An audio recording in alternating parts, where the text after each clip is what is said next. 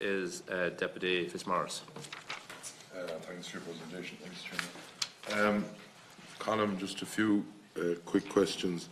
In the submission that you'll be sending to Europe, will Ireland be, have you looked at the different scenarios, or would you be looking at front-loading the way that basically it should be helping the family farms? There is talk that 20-30 hectares front-loading may help the family farm. Are you looking at that? There is a worry, not alone in Ireland but throughout Europe, with the proposal at the moment and the amount of bureaucracy that's in it.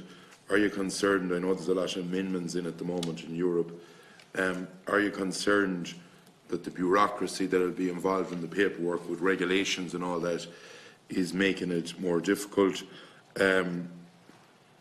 Is there anything being looked at in the line of areas of the country that's designated that they will have a payment, or are you talking to the national parks?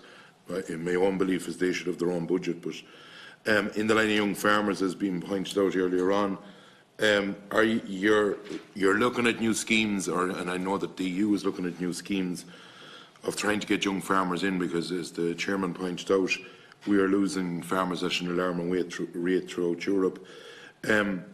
Is there anything being proposed in a loan scheme as well for those young farmers that may help them get money at low interest, that if they wanted to make their farm a bit bigger, that it may help them? Are you looking at anything in decoupling of payments in the line of for the suckler cow? In Leader, to William, look, at most people will tell you that it's cumbersome to get through it. A lot of these people are voluntary. Can it be simplified much more? And in the line of climate, to Jack, Ireland is under a bit of pressure at the moment. We are aware that there are some outside people from other countries basically questioning how green we are in producing beef. Is it a concern of yours that there is probably 315,000 cattle being produced in feedlots, and under the climate action, are you looking at tackling that? What other measures? I know that in the ecosystem, and I don't know, as a Colin or Jack that would look after would talk about this. What other, in Pillar 1 they're talking about this ecosystem or whatever they're putting in. What do they mean by that, or what way are we going to address that?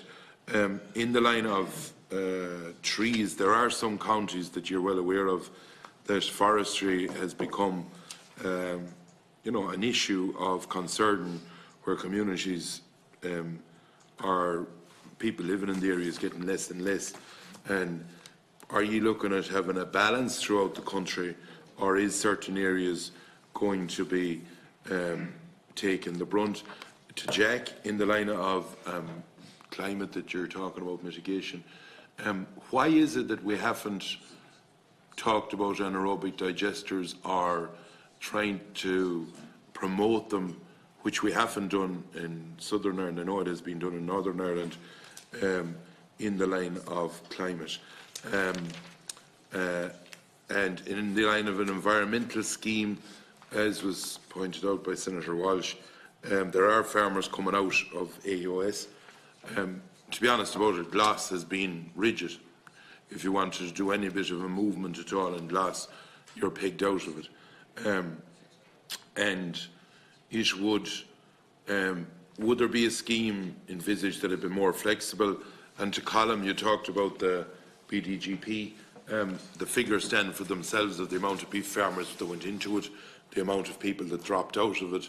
We all know the figures that are in front of us, and the uptake that has been in it in the beef sector has been disappointing, and validly farmers have concerns about it.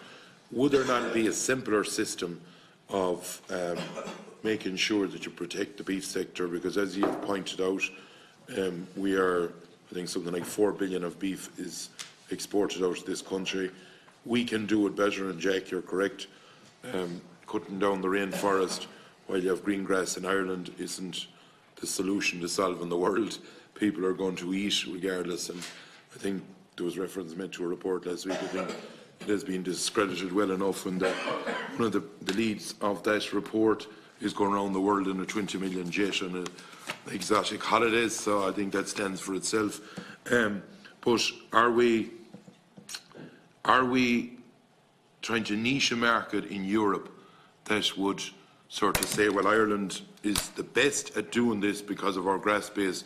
You talked about clover and all the different things, rather than a place like Holland, the size of Munster, having the cows looking out through a feeding barrier all day. Have we sort of gone on a mission of promoting what we can do best? Thanks. Thanks, Deputy. Deputy Carey has a question before we go back to the witnesses. Thanks, Chairman. One round then. Just saying, in terms of leader, you know, to cut out the bureaucracy and the red tape and trying to streamline the whole process. You know, I know that former Minister Humphreys pulled together a stakeholder forum a couple of years ago, and there were a number of proposals came through that process, and you know, some changes happened, and you sort of streamlined the process. But I suppose in preparing for the next round, would you give some consideration to having a stakeholder forum to discuss the whole issue and trying to identify those particular issues and try to introduce proposals that you know, the stakeholders themselves will have, you know, in their engagements with yourselves, and all these, say, the Article 48 checks, like there's particular concern about that and how long it takes for them to, you know, go through. So I think if you had a forum of all the stakeholders involved in the process and to engage meaningfully with them, you know, I think to be worthwhile. Thanks, Deputy.